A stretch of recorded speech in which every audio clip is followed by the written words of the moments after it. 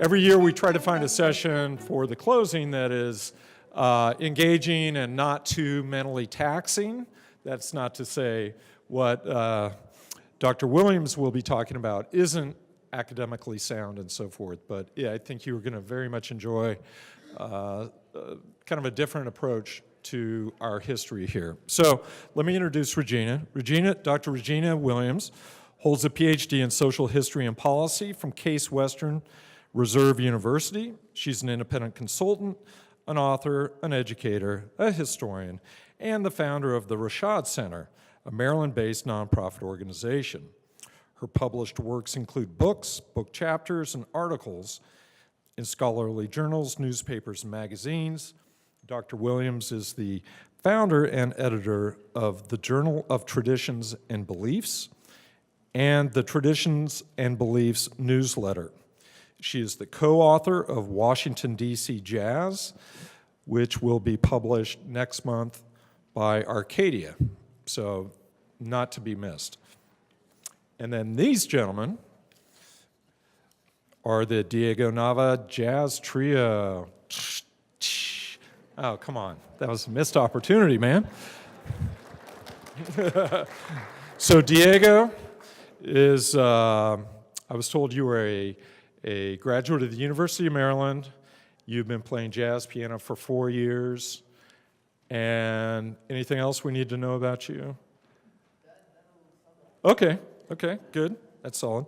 So the Diego Nava Jazz Trio is a three-piece music group. Bassist Donnie Scala is a sought-after performing artist whose attention-grabbing melodic solos are enjoyed by his musician colleagues and audience members alike. Did you write this? Oh, okay. It's so Donnie to... Scala and Diego Nava first performed together during a weekly Friday jam session at the University of Maryland.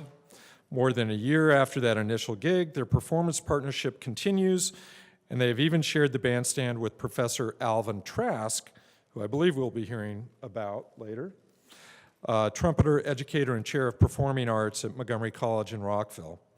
Drummer Daryl Reddix is an extraordinary musician whose rhythmic style has been described as wide, rich, and tasteful with regard to musical compositions, song choices, and listener expectations. Like Diego Nava and Donnie Scala, he too has ties to the University of Maryland's jazz community. Reddix has also performed with many other great local musicians, including Todd Marcus and Jeff Allen Reed. And with that, let me introduce Dr. Williams.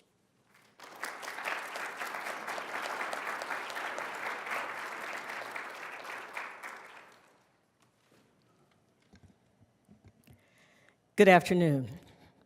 I'd like to begin by thanking Montgomery History and especially to Matt Logan for the opportunity to be part of the 2019 conference here at the Germantown campus of Montgomery College. I'd also like to say thank you to Mr. Stanley Jones and our colleagues at MCTV for helping to create an audio-visual documentation of today's activities. Back in September 2018, when Matt wrote to inquire about my interest in presenting during this closing session, he also expressed his desire to find, and I quote, something fun and interesting to fill the slot, close quote. I readily accepted the invitation, expressed my interest in preparing a presentation that would focus on some aspect of the history of jazz in this part of the world, and I immediately contacted Professor Alvin Trask, chair of the Music and Performing Arts Department on the Rockville campus of Montgomery College, who in turn introduced me to Diego via email. The rest, as they say, is history. It's a pleasure to be back on the Germantown campus talking about and preparing to listen to jazz. The very first time that I set foot on this campus was on July 6, 2016, for a Maryland Humanities Chautauqua Living History performance in their Masters of Their Craft series. That program took place in the High Technology Building, and it focused on the life and the music of Edward Kennedy Duke Ellington, a native Washingtonian and one of the most prolific composers that this country has ever produced. Although Ellington frequently visited and performed in the DMV after settling in New York in the 1920s, our presentation really isn't about Duke Ellington. It will focus on DMV jazz since 1943, the year in which Duke Ellington's orchestra made its Carnegie Hall debut, and the year in which vocalist and longtime Montgomery County resident Ronnie Wells Elliston was born. Beyond clarifying the periodization in this opening segment, and I think I will go there for now, we also want to offer 3 working definitions for some of the terms that I tend to use a lot in my presentations about jazz. The first is DMV, the acronym for the Mid-Atlantic region that encompasses the District of Columbia, Maryland, and Virginia. And I say this not to insult your intelligence, but only because as someone from Ohio, when I started to use the term, I was surprised to see that some of my students thought I was referring to the division of motor vehicles, and they kind of looked at me. So I think it's I don't know, a millennial kind of thing, or buppies, or young people coined that phrase, and I just adopted it. I assumed everybody knew it except me, right? Because I've only been here since 2016. So when I say DMV, that's what I mean, not the division of motor vehicles. Also, I want to say something about Maryland jazz today, and I will usually be referring to specific venues, individuals, and festivals in Silver Spring and Tacoma Park, Maryland. There's a lot to know about the music in this part of the world, and I don't yet know it all.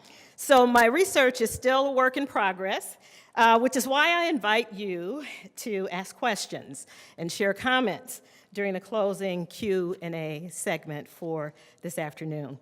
Finally, please know that when I use the term jazz, I have the following multi-part definition in mind. According to James McCullough, author of Jazz, A Listener's Guide, there is no generally accepted definition of the word jazz, nor do we know where the word came from or what it originally meant. The Smithsonian Collection of Classic Jazz includes the following statements on the music.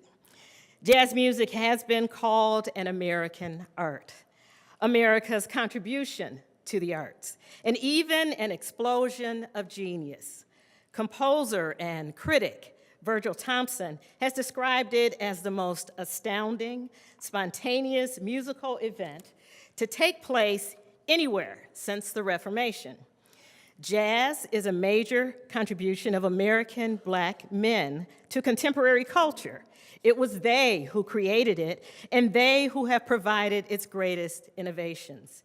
At the same time, it has always been a meeting ground where white men have participated since its beginnings, and some of them have contributed with excellence.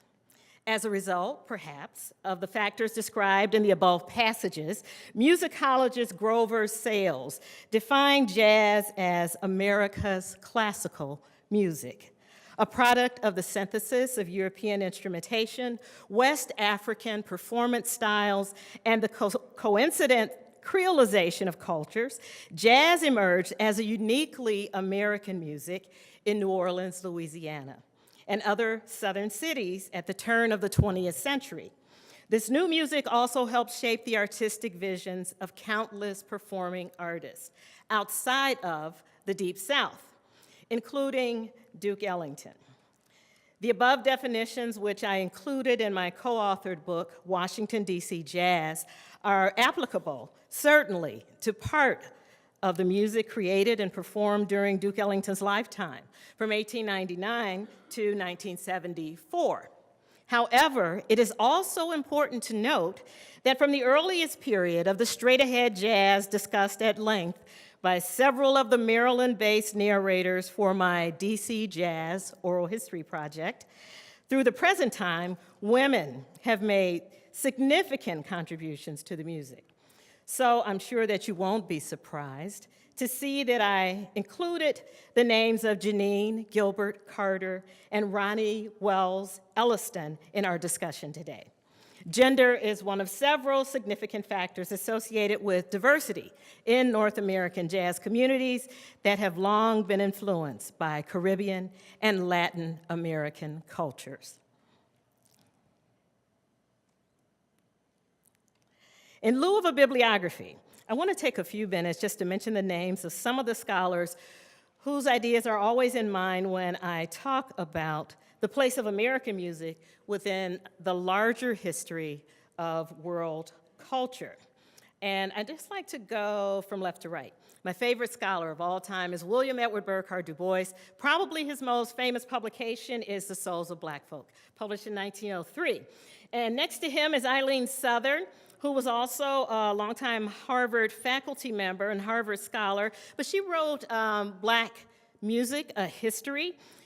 She is the late Eileen Southern, Dr. Southern. Lawrence Levine is the author of many scholarly works, including Black Culture and Black Consciousness, which is a great study that looks at African American culture moving from slavery through freedom associated with the first half of the 20th century. Next to him is Portia Maltsby, a longtime faculty member at Indiana University and an ethnomusicologist who focuses almost exclusively in her writing on African American music. Next to her is Stanley Crouch, who knows all things incredibly wonderful about jazz at Lincoln Center. He's more a cultural critic, I guess, than historian, but a very knowledgeable person whose works I enjoy reading. And I hope you will too if you decide to take a look at some of those if you haven't already. And then last but not least on the list, Dr. Maurice Jackson, who is a faculty member at Georgetown University in Washington, D.C., and he and Dr. Blair Rubel, who works at the Woodrow Wilson Center in Washington, just edited a new volume published by Georgetown University Press on jazz in Washington, D.C. So again, it's a 2018 publication. It's an incredible work, and these are the folks who helped to teach me about the music that I've been studying now for about the last 20 years. But I have to say, as brilliant as they are, when I consider the content of the history books that purport to tell the history of American jazz, it isn't always clear that historians understand that the story of jazz in Washington, D.C., and on Washington, D.C.'s U Street isn't necessarily the story of jazz on Silver Springs, Ellsworth Drive, although both locations are part of the DMV. It's my hope, therefore, that my current research will make a new contribution to the existing body of knowledge about the cultural history of Montgomery County.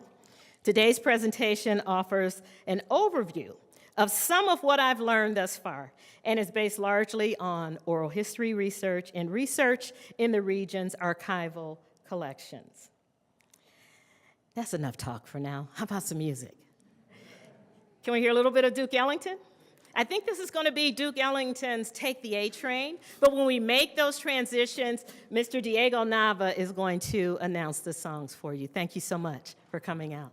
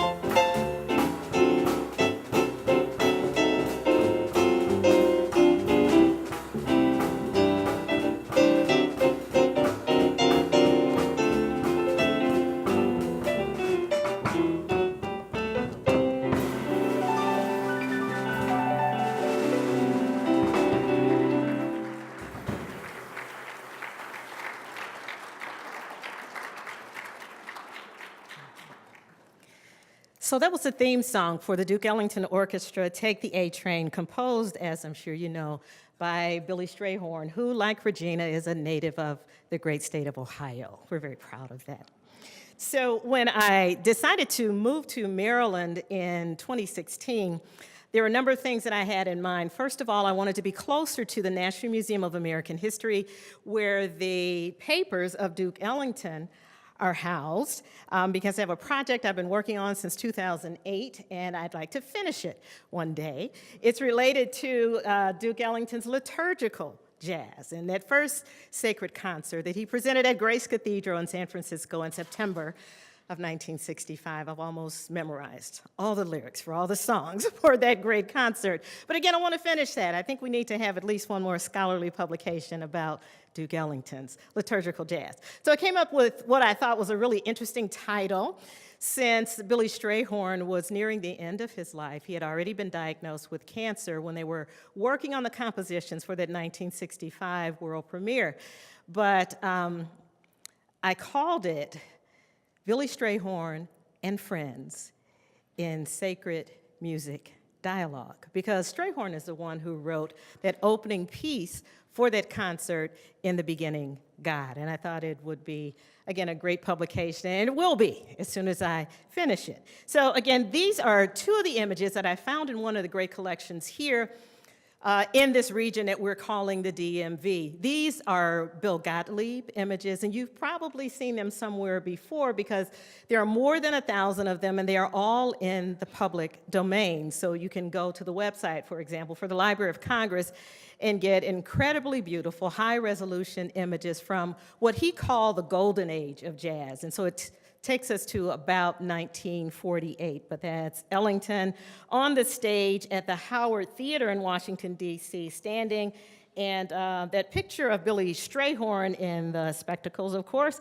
is taken in New York. But again, the golden age of jazz, circa 1938 to 1948. But these are among the archival images that we're able to access without paying any additional user fees if we'd like to use them in our teaching and also in our publications. So again, I am here in the DMV, and not only am I getting online and finding these kinds of images, but I also spent some time in the Archives Center at the National Museum of American History, which is, as I said, where Duke Ellington's papers are located.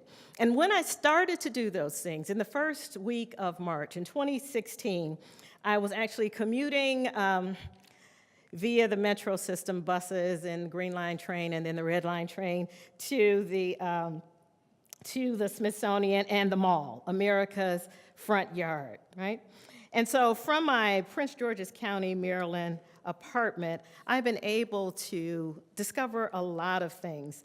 And one of the things I discovered in my online research and also in my museum research was the life story of the woman who is pictured here, Queen Esther.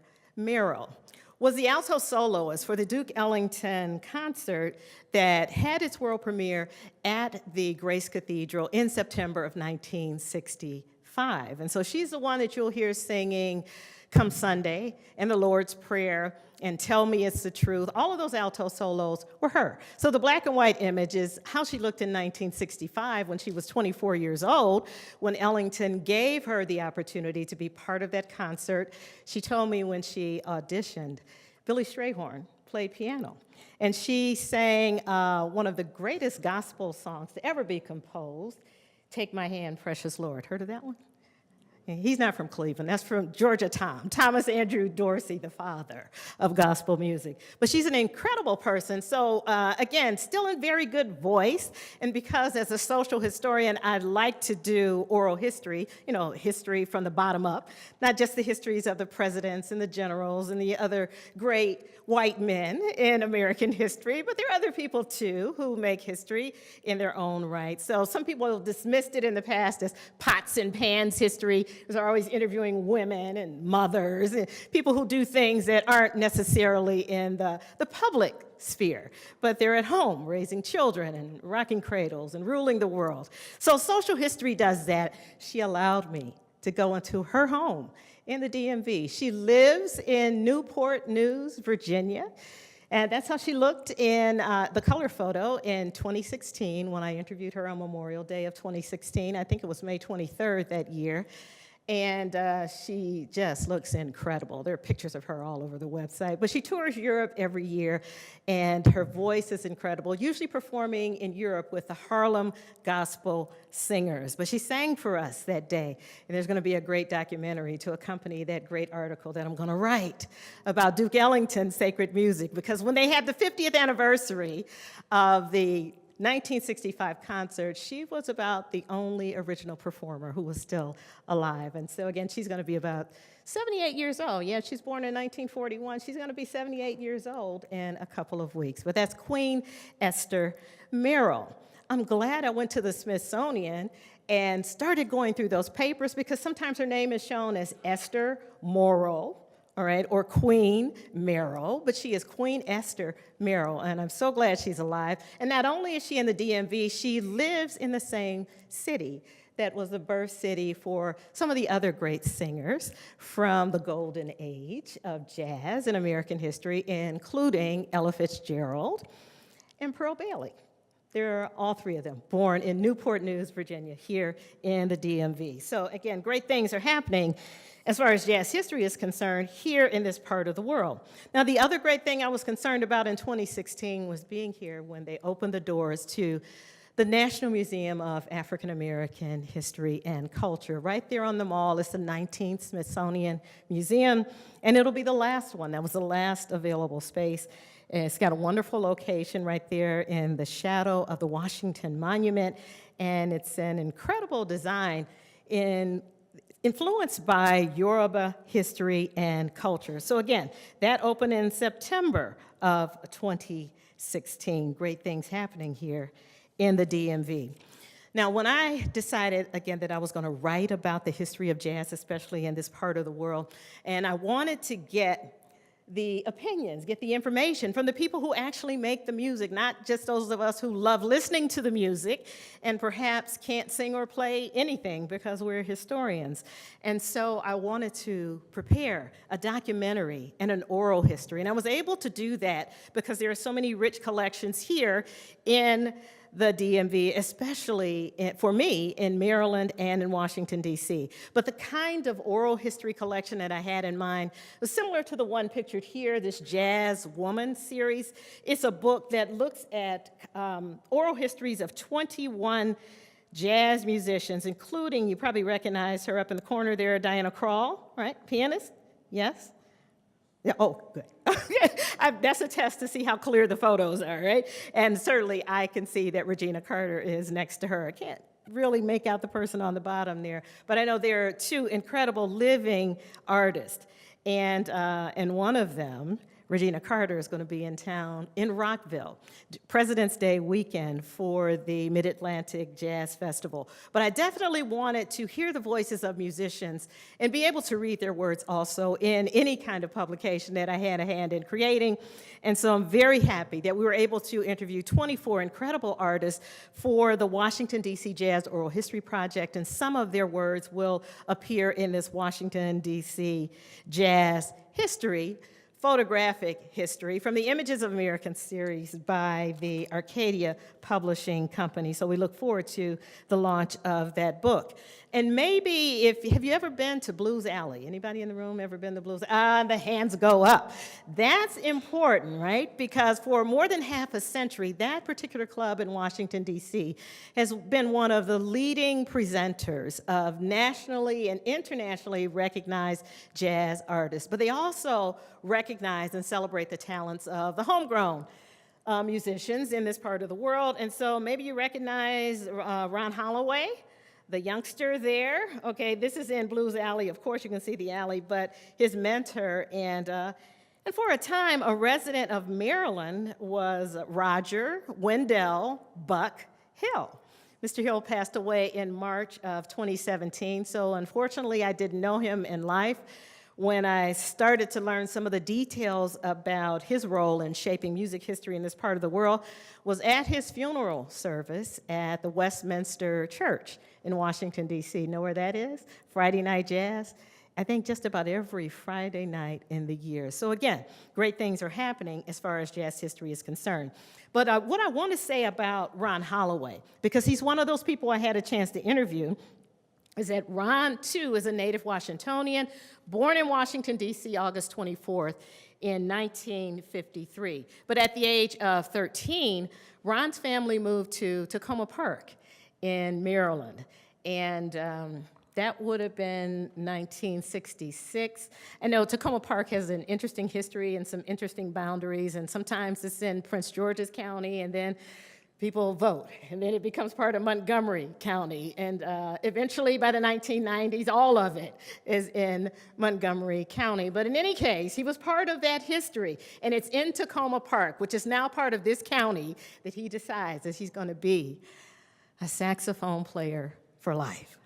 Now, Ron had some interesting experiences in this county, and one very interesting series of events occurred at a jazz club in Silver Spring, Maryland, known as the Showboat Lounge. Anybody heard of that in the 1970s? Yeah, okay, so we need to say more about that so other people will hear about it. But here's what he said in an interview, and the full thing is printed online, so I won't read it all. He said, "I introduced myself to Dizzy, as in Gillespie, at a jazz club in Silver Spring, Maryland, called the Showboat Lounge. Dizzy listened attentively to my tape and afterward invited me to sit in for the rest of the week. That was July 1977. I continued to sit in with him whenever he came to the DC area. I eventually became a member of his quintet in June 1989, 12 years after I originally sat in with him."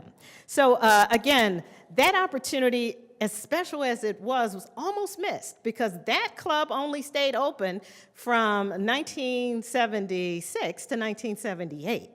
But significantly, in 1977, it gave Ron Holloway an opportunity to meet Dizzy Gillespie, one of those internationally known stars coming to this part of the world, and then to travel the world with Dizzy for the rest of his professional life. Okay, he died in 1993. But again, it's at the age of 13 in this county that Ron is deciding to be a saxophone player for life. There's another great artist that I also want to tell you a little bit about because of her ties to Montgomery County. But I want to pause at this point and give our musicians a chance to share some more great music. I don't know that this will be a Dizzy Gillespie composition, but I know there's something about bop and bebop in one of the titles that you shared with me. So whatever you want to do, Mr. Nava, it's in your hands.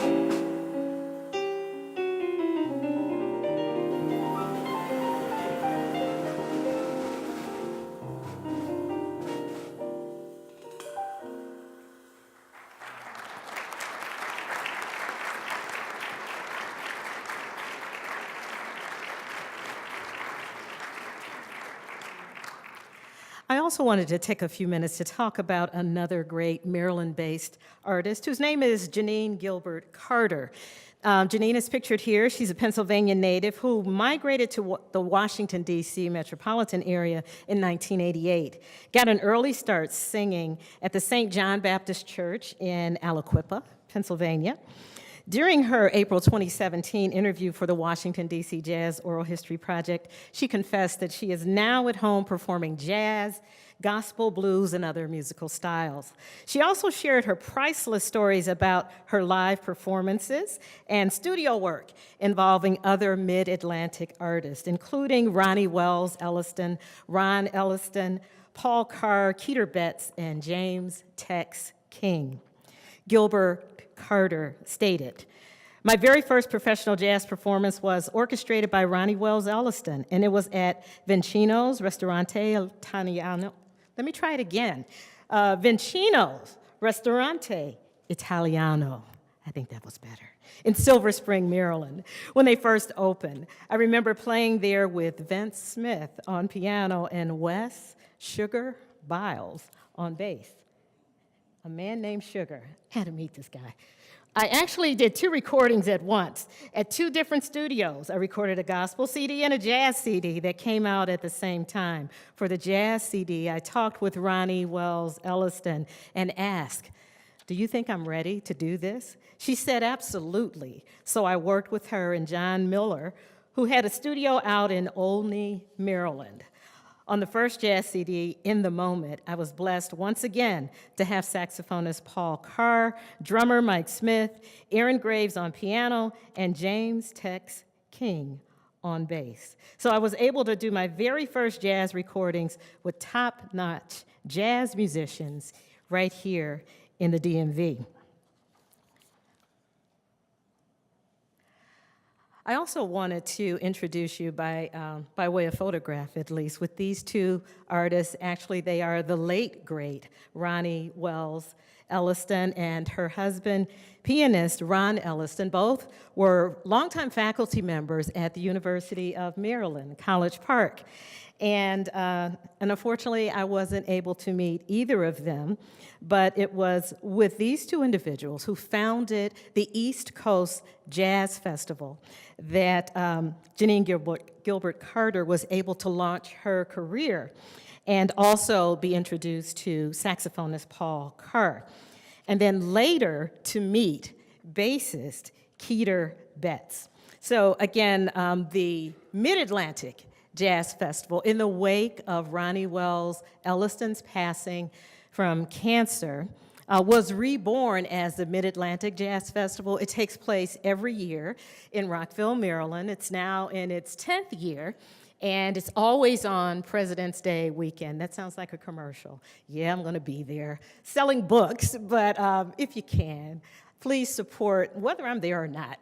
If I don't get here from Cleveland, please support what is promising to be an incredible jazz festival with artists like Wes Sugar Biles leading workshops. He's the bassist that we mentioned earlier, and there will also be a great violinist there by the name of Regennia Carter. So I'm looking forward to hearing her on Saturday, the 16th of February, 2019, right here in the DMV. So we are moving then from the East Coast to the Mid-Atlantic as far as the Jazz Festival is concerned. We've mentioned the names of the late, great pianist Ron Elliston and also Ronnie Wells Elliston and saxophonist Paul Carr and bassist Keeter Betts. Did anybody here know Keeter Betts? Yeah, yes! I mean, here's another one I didn't know in life, but there's video of him all over the place. He was interviewed by the National Museum of American History. Dr. John Hasse was a longtime curator of American music there, but he also launched the Jazz Oral History Project for the museum, and John is still busy writing. He contributed to that new work on DC Jazz, edited by Dr. Maurice Jackson and published by Georgetown University Press. But these interviews that the National Museum of American History conducted are in-depth interviews, and so they met with Mr. Keeter Betts over a 3-day period. There are 3 original cassette tapes. It's about 5 hours of interview time that they had together. It's all audio interview. And he was just a real character. We've talked a lot about some of the great artists who are living at least part of their lives here in the DMV, even if they're from Aliquippa, if they're from Cleveland, Ohio, right? And historian, not artist. But if they're loving the music that's made in this part of the world, they get to meet sometimes and learn from people like Keter Betts.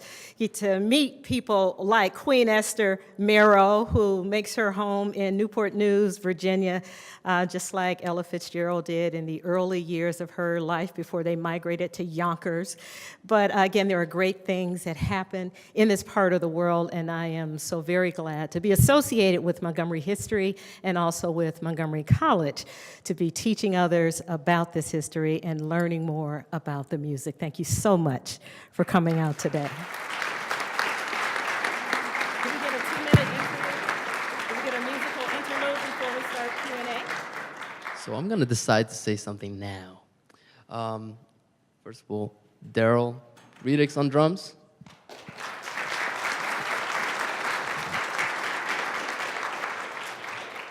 Donnie Scally on bass.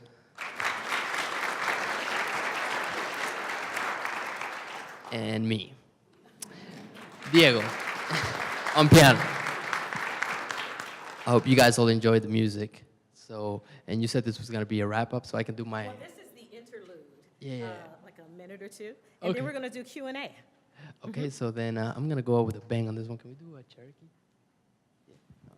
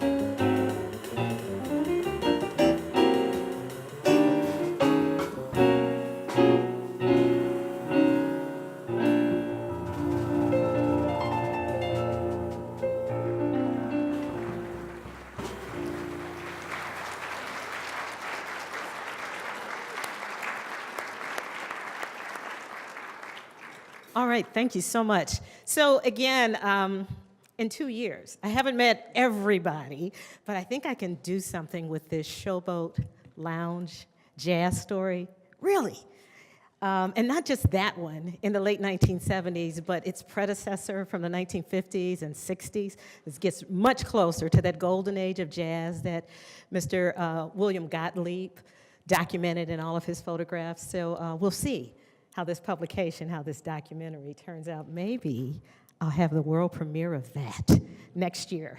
Give myself a deadline. Just get it done. 10 years is long enough to work on anything. Questions? Comments? Yes. And there's a mic coming. Thank you. Love the talk, love the music. You talked about the Silver Spring venues. Yes. Did you come up with anything in any of your readings or your oral histories about other venues in Montgomery County?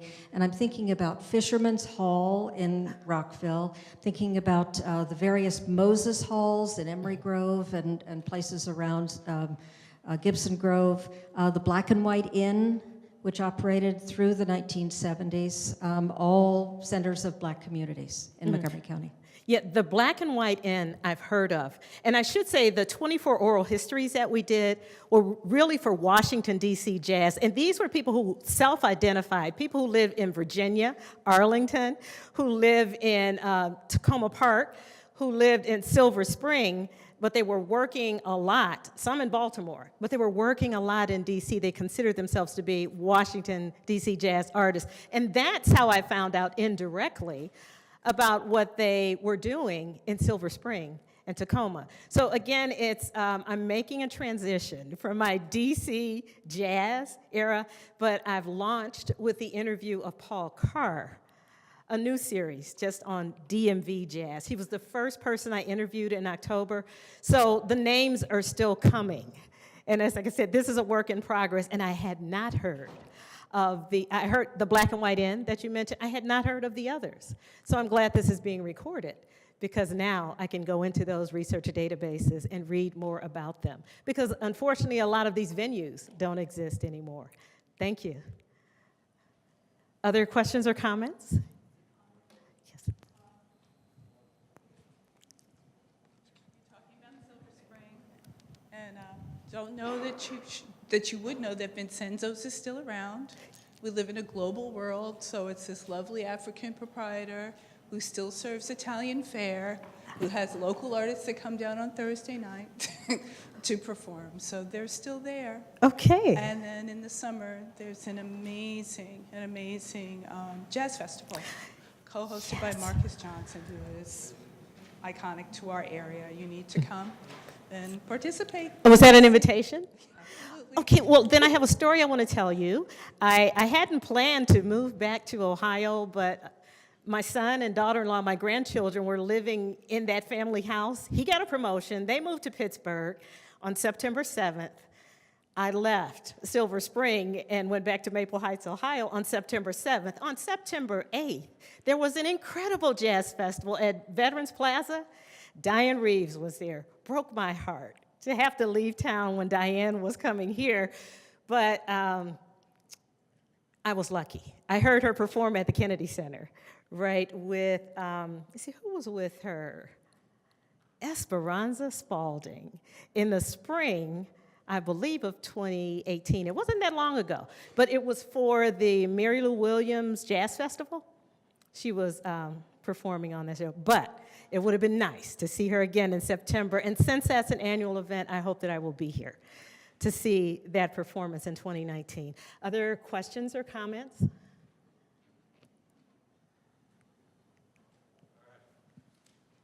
Oh, I guess there's a gentleman here. One last question. Just remember, you're between 100 people and their beer and wine. So you mentioned that you mentioned one recording session in your interviews. Are there any particular studios locally that really played an important role in jazz? Okay, I'm blanking on the name, but certainly, I'm sure you know about Gil Scott-Heron's ties to the DMV, and he was a former faculty member at Federal City College, which became the University of the District of Columbia, where Ronnie and Ron's Elliston's papers are housed. So that's where their pictures came from, the ones that I used in this presentation.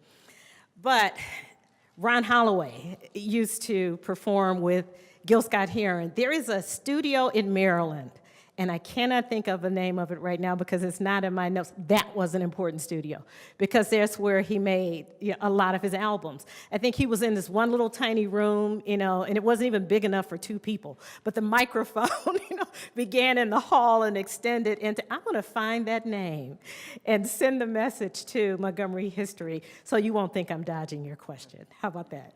All right. Let's thank Dr. Williams.